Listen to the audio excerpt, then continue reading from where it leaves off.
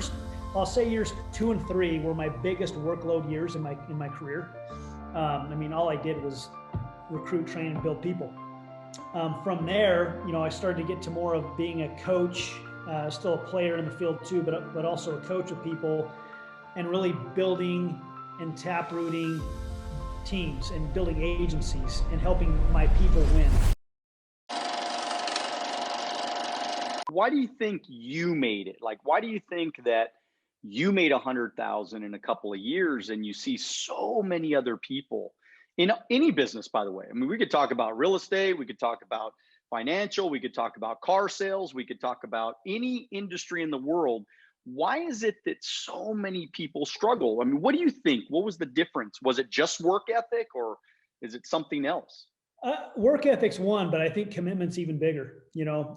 We committed when we decided to do it. We decided we were going to do it. Now, that doesn't mean we went full time right away. We kept our jobs in the beginning, started part time, but our mentality was, now our financial business is now our baby. That is now priority number one. Our job is not priority number one. It's going to come behind our business. So I put our business at the forefront, and then I really paid attention to our mentors in business, mentors like 𝐓𝐘𝐒, who's one of your great mentors also, right? So 𝐓𝐘𝐒, I was a student of his.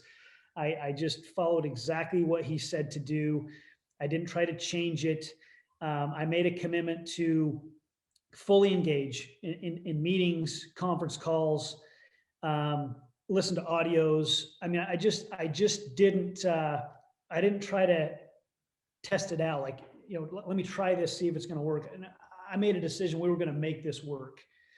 And I don't see that with very many people. Most people get in that I see, they try it out. And if it starts going well, then they would commit. The problem is it never goes well with that kind of commitment because they're not fully committing, So you got to have that, I guess, that leap of faith. And for me, it didn't take much faith because there's so many people in our company that are successful that I just thought, well, if they all did it, it's going to work for me too. So for me, it didn't take that big of a leap of faith, but I guess for some people, it's still a leap of faith. It's a belief in themselves. Their belief in themselves is not where it needs to be to do that. But that's what we're here for, to help them get to that place, right?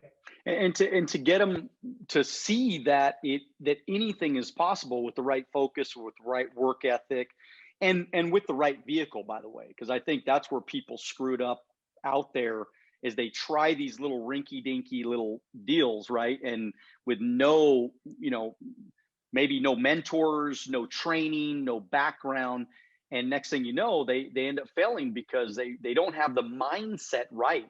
Would you kind of agree with that a little bit? Absolutely. Absolutely. Yeah. I mean, not every opportunity is considered equal, for sure. And when that's another thing. When we saw financial services, I thought, oh, this is stuff that everybody really uses every day. It's big money stuff. There's a reason why banks have the big buildings and insurance companies have the big buildings. I mean, there's a ton of money in financial services, So yeah, I would agree. So you cracked $1 million in income in 1 year, by the way.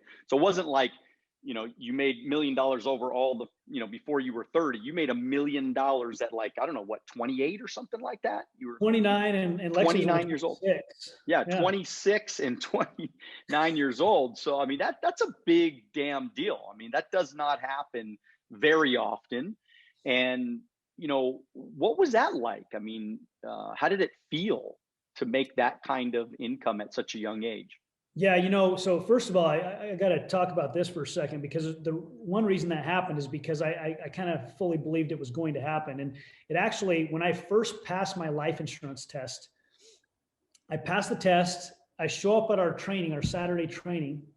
And after training, the guy who was training me, his name's Kurt Blackburn, said, hey, congratulations on passing your test. Here's a set of audios you need to buy from me. They're $26. And they were the best of 𝐓𝐘𝐒 Volume 1. So I took it from him and opened it up, went in the parking lot after training, got in my little Mazda 626. These are cassette tapes, right? And I saw Overcoming Objections. It was a 2 cassette tape series. You remember, right? Okay. And I go, Overcoming Objections. If I could overcome every objection, nothing would stop me. So I pop in that tape and I spend the next like 4 hours listening to Overcoming Objections 2 or 3 times in the parking lot, taking notes.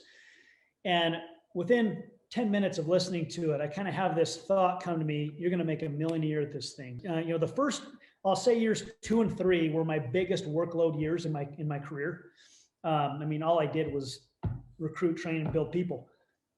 From there, I started to get to more of being a coach, still a player in the field too, but also a coach of people, and really building and taprooting teams and building agencies and helping my people win. And as they won, we won. So what started to happen is we started to find people that we saw that had good credibility, good work ethic, but maybe they didn't believe in themselves fully yet. So we would work with them and help them build an agency to the point where they were starting to do some big production, and their belief level would go through the roof. And when their belief level went up and they went, man, I could become a regional vice president. Man, I can make a 6-figure income. That's when the magic happened. So we had like 5 or 6 direct leaders to us, all becoming regional vice president at the same time, all going for the $100,000 ring at the same time. And that just propelled our business from 330 grand to 660 the next year to $1 million plus the next year. And as they went out and did their thing, our organization just started to explode. And so getting that belief up with your people, in my opinion, is the biggest ingredient to success. If you like this video and you want to watch another one, click right here. If you want to watch the entire podcast, click right here.